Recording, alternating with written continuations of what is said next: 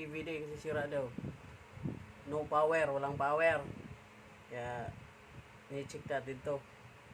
Itong tatlong ni-check na tong ano, okay naman siya. Yung okay naman yung ano nito.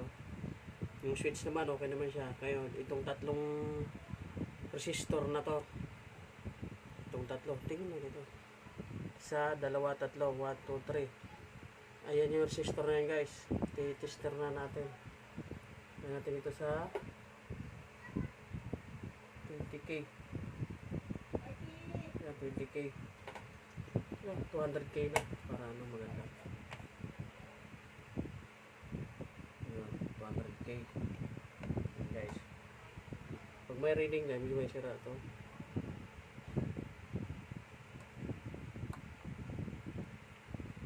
Oh, yan na guys, 40k. Ay, lubat na itong ano natin guys. Ito sa yun. Ayan, itong dalawang ito. Ito, okay ba ito isa?